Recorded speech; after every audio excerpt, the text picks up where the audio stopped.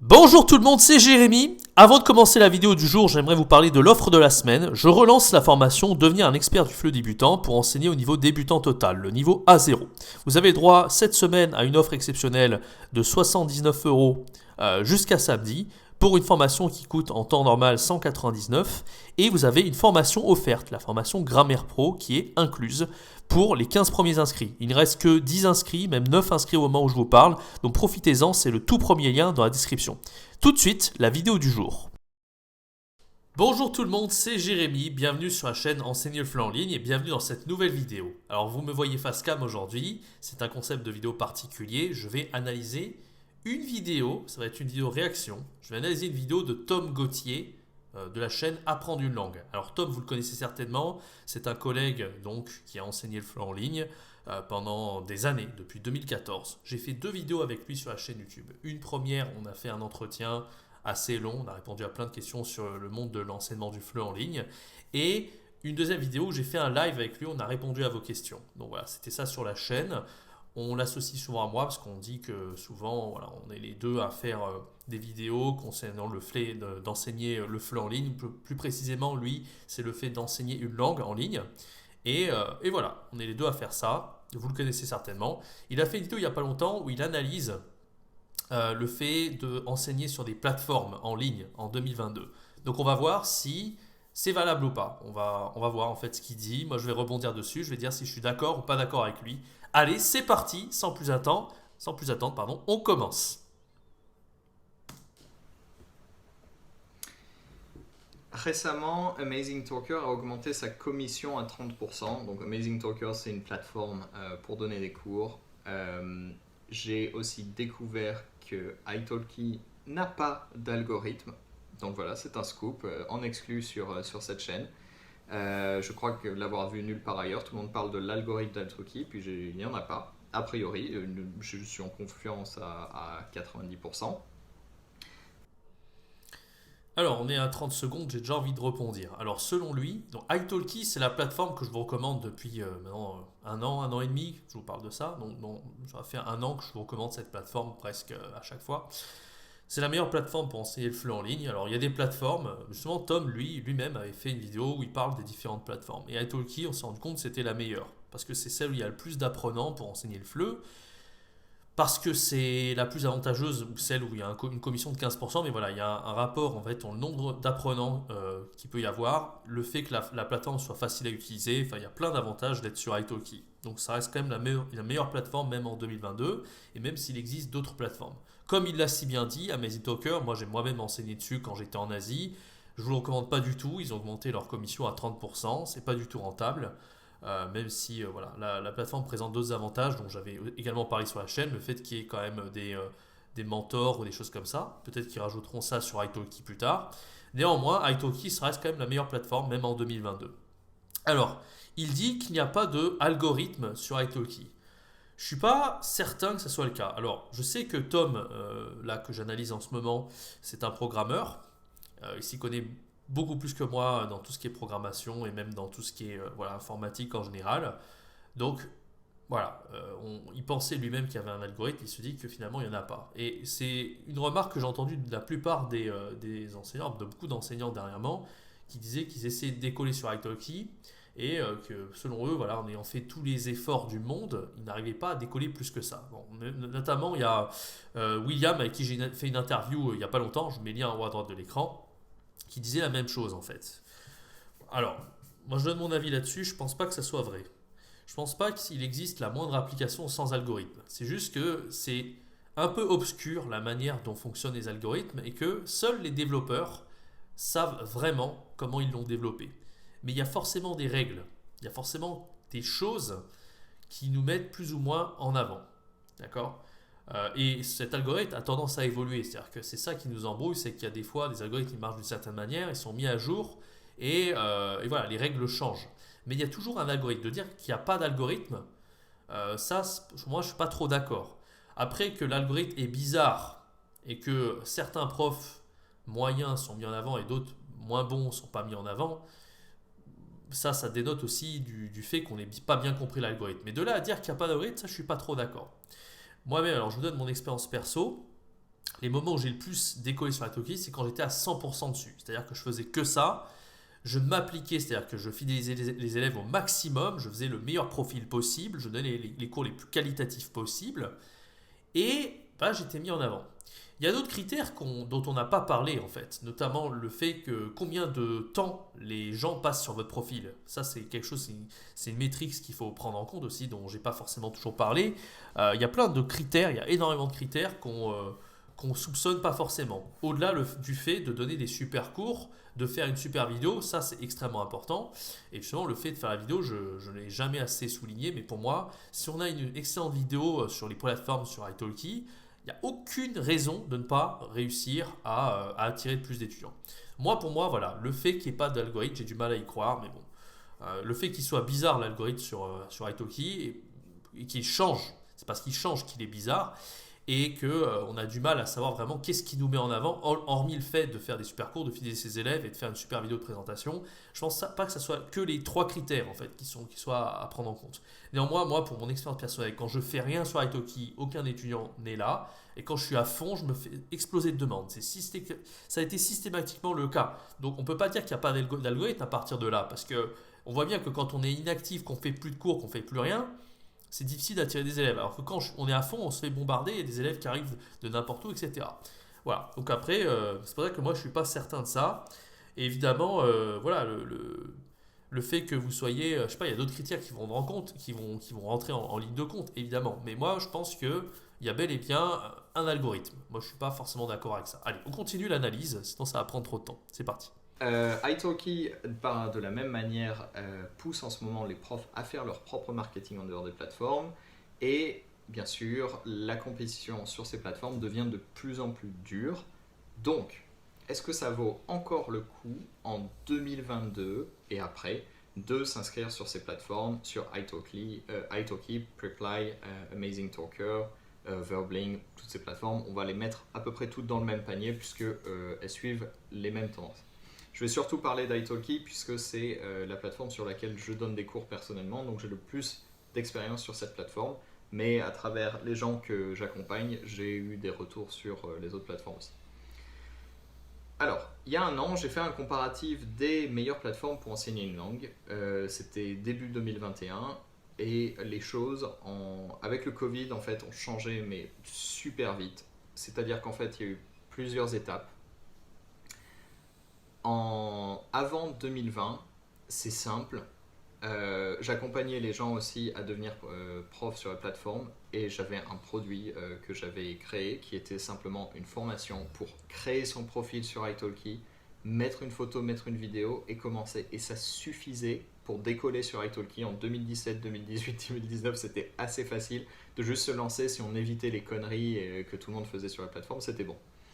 2020, le Covid a apporté une bonne chose phrase bizarre, pour les cours en ligne. La demande a explosé puisque les gens étaient chez eux, ils avaient un surplus d'argent qu'ils ne pouvaient pas dépenser en resto, en sortie, en voyage et tout ça, donc ils cherchaient des choses en ligne à dépenser. Ils avaient du temps puisqu'en fait ils ne pouvaient pas aller bosser ou alors ils avaient du télétravail mais c'était un peu pas très mis en place, enfin du côté de mes étudiants c'était le cas, et du coup ils se sont dit c'est le moment d'apprendre une langue. Donc ils sont venus massivement sur les plateformes d'enseignement et donc il y a eu énormément de demandes à ce moment-là. C'était super cool. Ça a commencé à se tasser dans l'année 2020 et encore plus en 2021. La demande a commencé à plus se stabiliser, donc c'est toujours haut. Je pense que c'est toujours en augmentation. C'est peut-être une accélération encore plus forte que ce qu'il y avait avant 2020.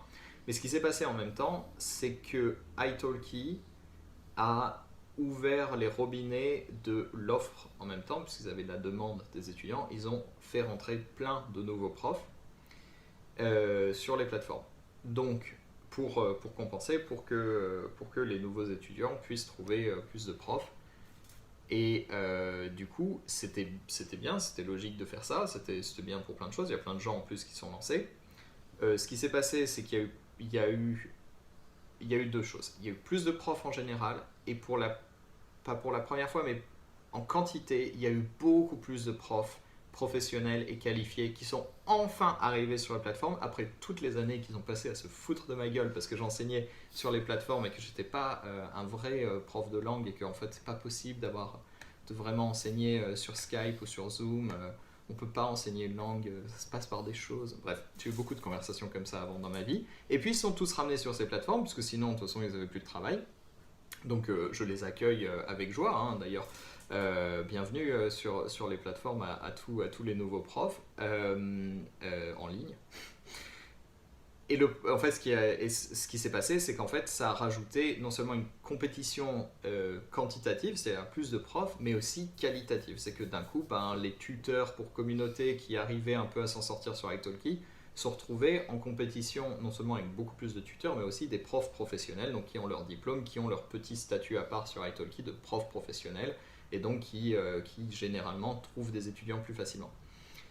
Avec ça, la demande de cours s'est un peu stabilisée en 2021-2022, ce qui fait que maintenant, en gros, sur Italki, je le vois bien avec les gens que j'accompagne, avant c'était bon, crée ton profil, tu vas voir ça va marcher, et puis ça commençait à être un peu plus compliqué que prévu, et je pensais que parfois c'était bon, pas de chance, le profil est bien, tout ça, et puis en fait je me rends compte que ouais, il y a des profils sur Italki, des gens qui s'inscrivent, qui font un bon profil, qui ont des prix pas chers, qui sont disponibles, et ils n'ont rien pendant des mois, et ça c'est assez alarmant, puisqu'en fait, qu'est-ce qu'on peut faire d'autre qu'avoir un super profil, ne pas faire d'erreurs, donner des super cours? En fait, rien.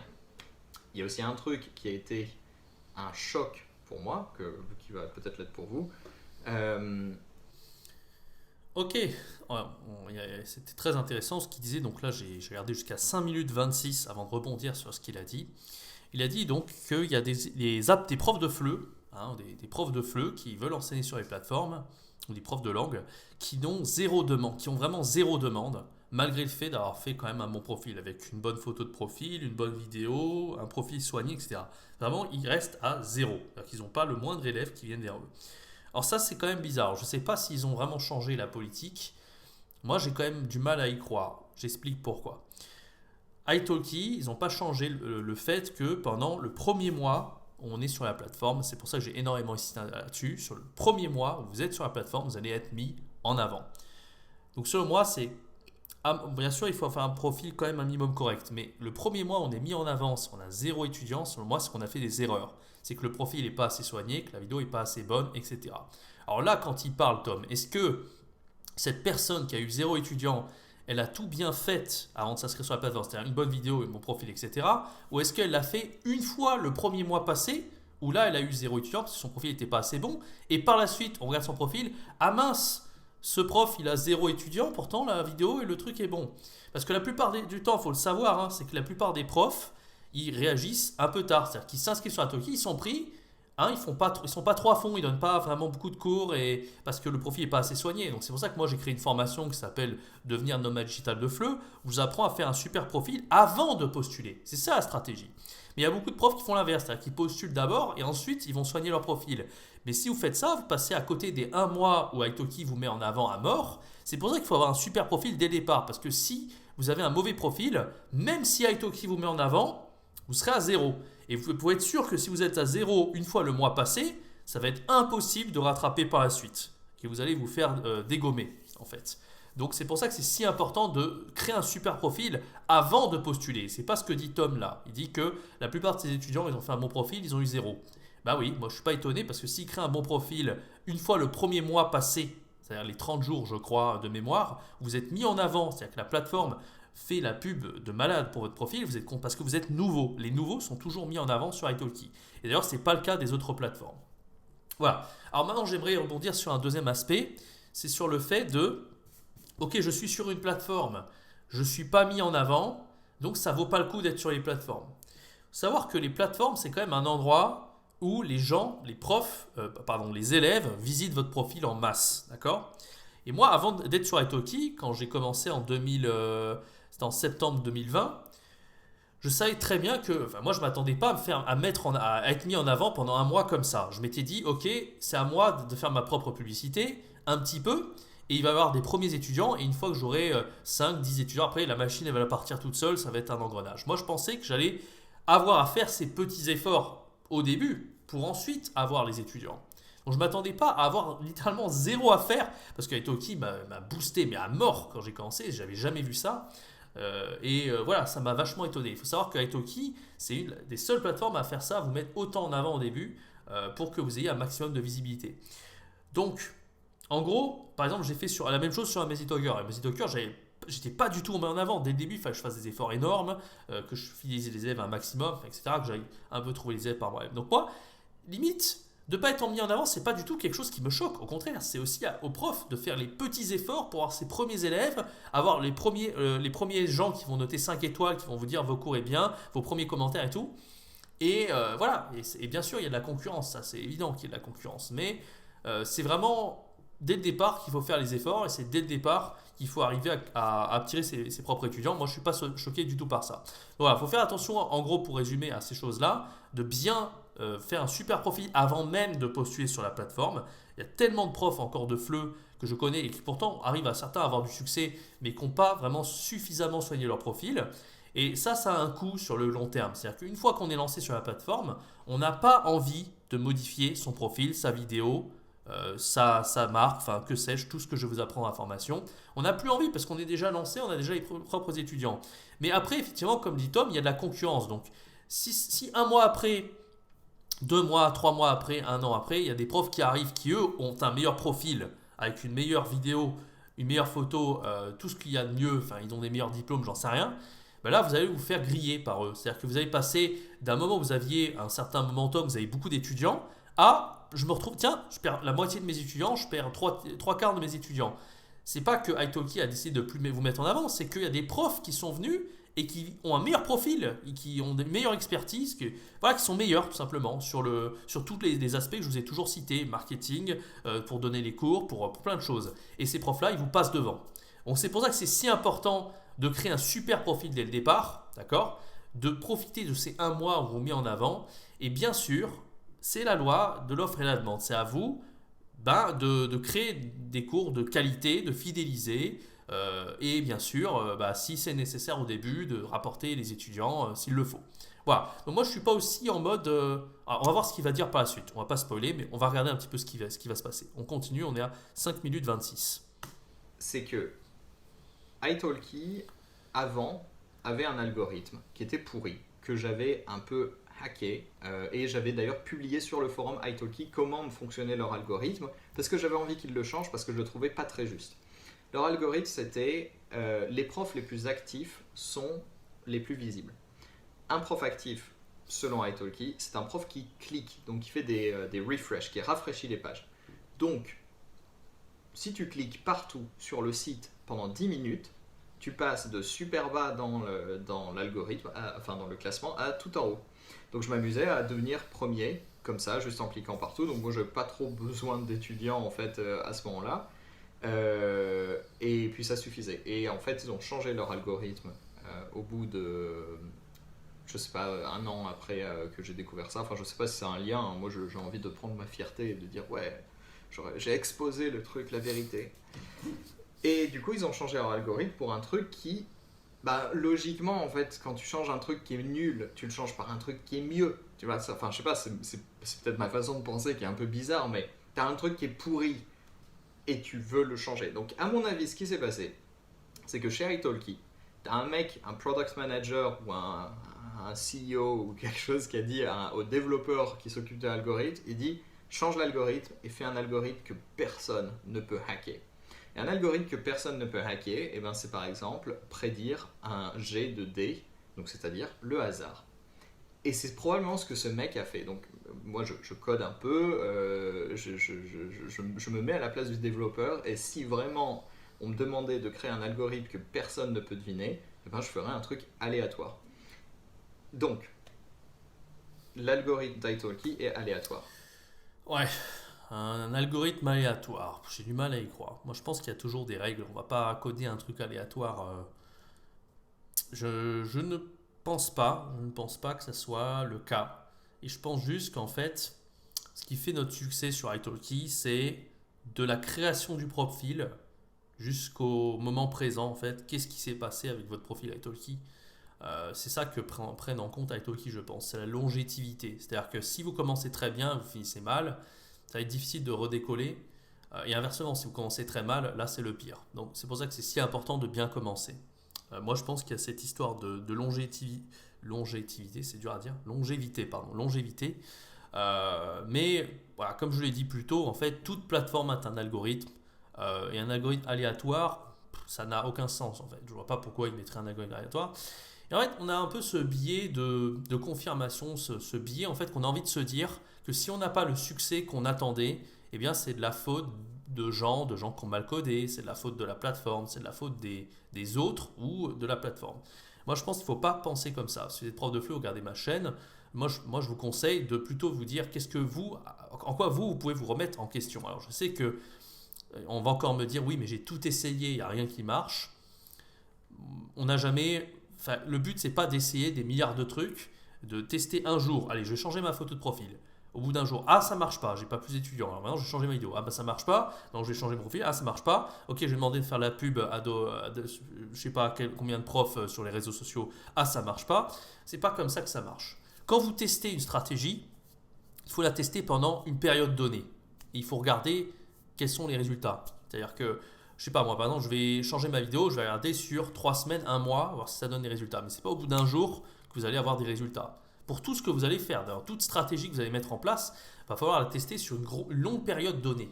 Et la plupart des profs de FLE que j'ai pu tester, William en fait partie d'ailleurs, c'est j'ai l'impression qu'ils testaient des petites choses et puis ils changeaient, ils essayaient de changer trop de choses en même temps déjà.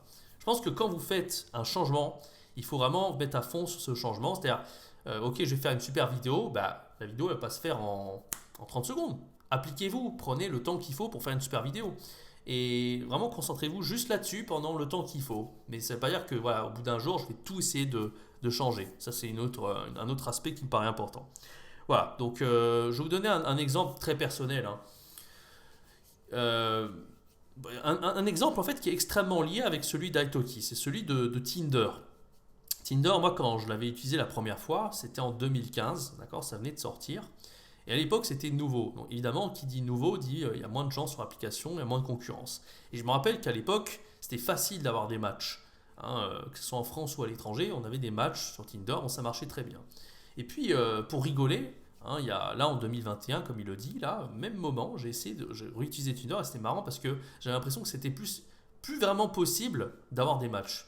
Alors j'en avais quand même, mais j'en avais pas autant qu'à l'époque en 2015. Donc on voit qu'il y a eu énormément de gens par le Covid, en fait, il y a eu une concurrence énorme. Il y a de plus en plus de gens qui ont rejoint ces applications, que ce soit Tinder ou Italki d'ailleurs. Ça va de soi.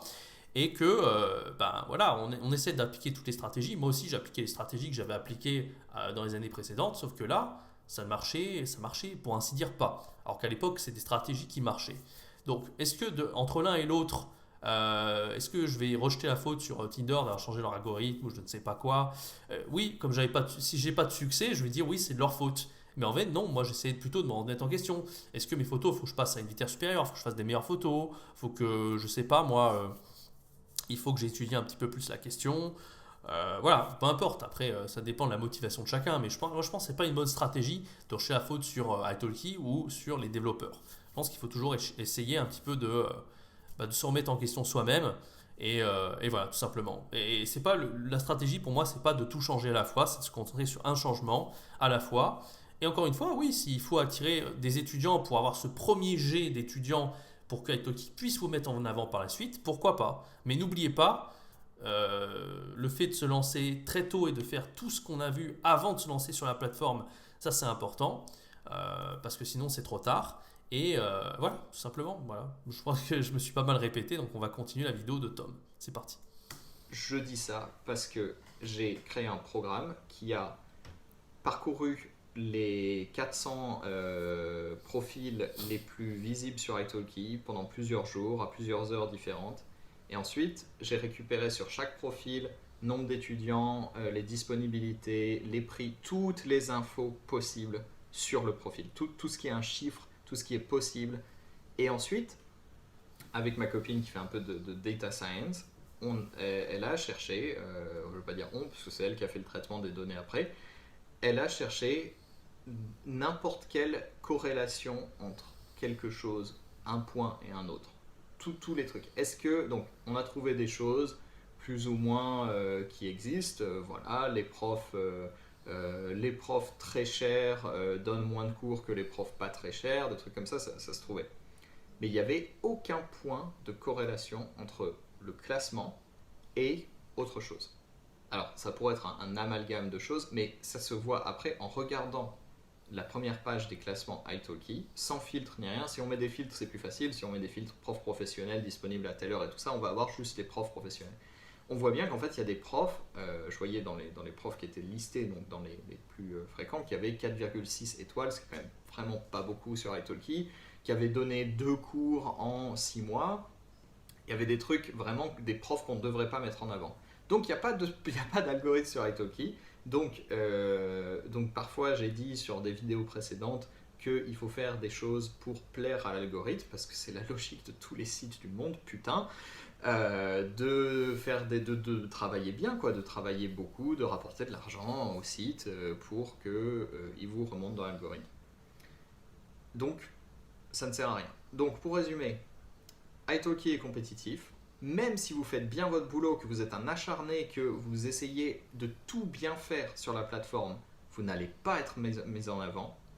Et troisième chose, italki de plus en plus dit aux profs, faites votre marketing, faites des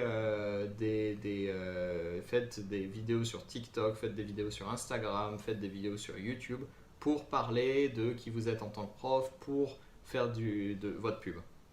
Donc on pourrait dire, bah oui, pas de problème, c'est logique, c'est cool, en plus, voilà, ils donnent des conseils pour faire ça. Le problème, c'est que une plateforme, on la paye pour qu'elle nous apporte des étudiants. C'est le deal, c'est-à-dire la plateforme, on donne 15% à italki, et en échange, la plateforme nous apporte des étudiants. Si nous, on fait le marketing et qu'on s'apporte des étudiants à nous-mêmes, et qu'après, italki juste prend 15% sur les transactions, c'est pas juste, parce qu'il y a d'autres systèmes pour faire des paiements, il n'y a pas que italki. Ok, je pense qu'on va s'arrêter là sur l'analyse. Alors, c'est intéressant, je vais rebondir sur ce qu'il a dit. Donc déjà, il a dit qu'effectivement, il avait analysé, il avait regardé sur la page d'accueil qu'il y avait des profs en fait qui avaient donné très peu de cours, n'avaient pas une bonne note et qui étaient en haut de la page apparemment. Bon, ça me paraît bizarre. Bon, s'il avait qu'il en ait vu un comme ça, bon, c'est bizarre, que je veux bien croire que c'est bizarre, d'accord. Mais si c'est, voilà, est-ce que c'est un étudiant, est-ce que c'est des dizaines d'étudiants? S'il y avait que ça qui était mis en avant, j'aurais bien voulu le croire que c'était bizarre, mais bon, encore une fois, on ne sait pas comment ça marche. Encore une fois, moi, je pense pas que ce soit le fruit du hasard que cette personne se soit retrouvée là. Mais bon, peu importe. Je vais pas chercher à analyser, même s'il a fait des analyses, c'est très bien, etc. Pour moi, il y a quand même bel et bien un algorithme, et il vaut toujours mieux, ça vaut toujours plus le coup pour moi de faire des efforts et de mettre en avant votre profil, d'appliquer tous les conseils, les bonnes stratégies. Ça ne peut pas ne pas marcher pour moi. Même si l'algorithme est un peu bizarre ou je ne sais pas quoi, pour moi, si vous faites les efforts qu'il faut, vous arriverez quand même un petit peu à décoller, et voilà, tout simplement.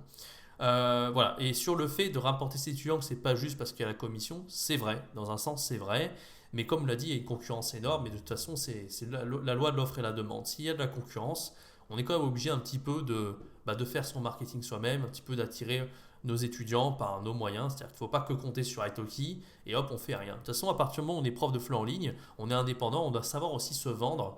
Et savoir se vendre, ça passe aussi par le fait de convaincre les élèves et de se démarquer de la concurrence. C'est indispensable. De toute façon, sinon, on ne serait pas prof de FLE en ligne. Sinon, c'est prof en présentiel, on est tous à égalité. Qui dit prof de FLE en ligne dit une meilleure liberté, gagner mieux votre vie et réussir, avoir ses propres horaires, etc. Mais pour y arriver, il y a ce sacrifice à faire de savoir se vendre, de savoir se démarquer.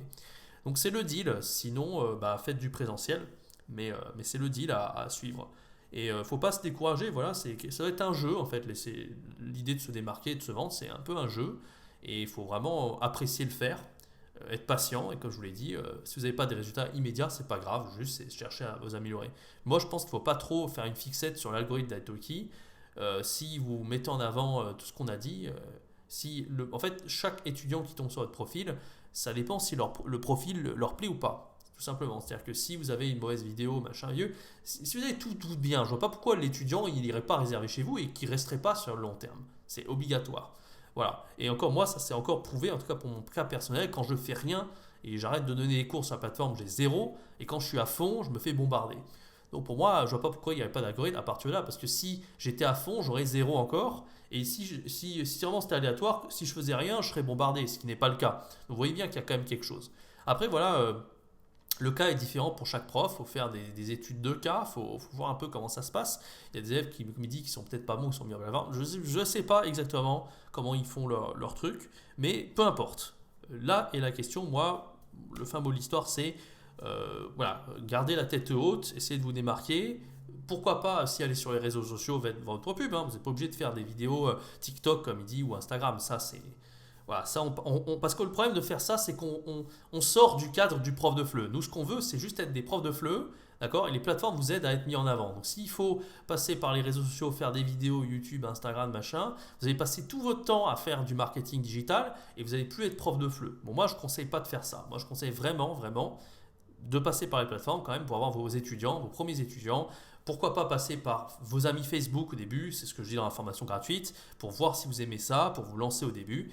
Et l'expertise, le fait d'avoir vraiment une base d'élèves régulière, c'est les plateformes qui vont vous les apporter. Mais c'est pareil aussi, le fait de gagner votre vie au début, vraiment bien votre salaire et tout, gagner 2000 euros, ça c'est vraiment une finalité. Mais au début, ne cherchez pas à être le plus cher possible, ne cherchez pas vraiment à exploser des départs. Voilà, c'est tout à fait possible. Mais encore une fois, c'est pas grave, quoi. L'idée, c'est vraiment de se lancer en tant que prof de FLE en ligne, en particulier si vous êtes voilà, nouveau dans cet univers, et de chercher à vous améliorer et de chercher à progresser. Voilà, tout simplement. Ok, bah j'espère que cette petite analyse vidéo vous aura plu. Donc, en d'autres termes, je suis mitigé par rapport à ce que dit Tom. Moi, je ne pense pas que c'est le meilleur message à transmettre aux profs de dire qu'il ne faut pas du tout utiliser les plateformes, il faut vraiment être sur les réseaux sociaux et faire son propre marketing. Moi, quand je faisais mon propre marketing, ça s'apparentait à ok, regardez le commentaire, le super commentaire que j'ai sur italki, vous pouvez réserver en allant ici. Et c'est comme ça que j'ai récupéré aussi des vieux amis que j'ai rencontrés des années à l'étranger, ils ont voulu prendre des cours de FLE avec moi. J'ai rien fait, ça m'a pris 10 secondes de faire la pub, mais ça m'a apporté des étudiants. Donc le marketing pour moi, ça peut s'apparenter à ça. Mais si vous commencez à faire des vidéos et tout, vous allez perdre de vue votre objectif que de devenir indépendant rapidement, que de progresser en tant que prof de FLE, etc. De travailler vraiment votre démarcation. Voilà. Donc pour moi, c'est toujours valable peut-être sur les plateformes, mais encore une fois, il ne faut pas trop se dire je veux absolument gagner à fond la vie au départ. Voilà, ce qu'on avait vu avec William notamment, se lancer sur une autre plateforme qu'italki au début. Si italki c'est trop concurrentiel, rien ne vous empêche de commencer sur Preply par exemple au début, voilà, ou Lingoda, ou peu importe en fait. Même s'il y a une commission qui est peut-être plus importante, même si la plateforme est peut-être moins sympa qu'italki, le but c'est de commencer voilà, en tant qu'indépendant. Et évidemment, si vous créez votre site internet au début, que vous arrivez à avoir une base d'élèves que vous avez fidélisé sur des mois, des années, une liste d'étudiants, après, vous pouvez faire des cours via votre adresse PayPal ou avoir votre propre site internet, etc. Il n'y a aucun problème pour ça. Mais moi, je ne conseille pas dès le départ de faire ça, de ne pas passer par les plateformes. Parce que les plateformes, elles sont là, il y a des millions d'étudiants et je ne vois pas pourquoi on se priverait d'une base de millions d'étudiants. C'est une ressource en or pour acquérir une expérience, une expertise, pour vraiment faire des cours de FLE tous les jours, voilà, sans passer par le système traditionnel comme on l'entend, c'est-à-dire passer par des écoles de FLE, voilà, des gens qui... voilà, on connaît tous les avantages, je ne vais pas refaire le bilan complet de ça. Voilà, donc j'espère que cette vidéo vous a plu. N'hésitez pas à vous laisser un like, un commentaire. Donnez-moi votre avis dans les commentaires, ça m'intéresse beaucoup. Et cette semaine, je lance la formation Devenir un expert du FLE débutant au tarif exceptionnel de vous avez 120 € offerts en fait sur cette formation. Donc c'est le premier lien dans la description si vous êtes intéressé. Ça va jusqu'à samedi. Voilà, donc je pense que j'ai fait le tour. On se retrouve très bientôt pour une prochaine vidéo sur la chaîne, un prochain podcast, un prochain live, une prochaine formation. Qui sait. Donc c'était Jérémy. Ciao, bye bye.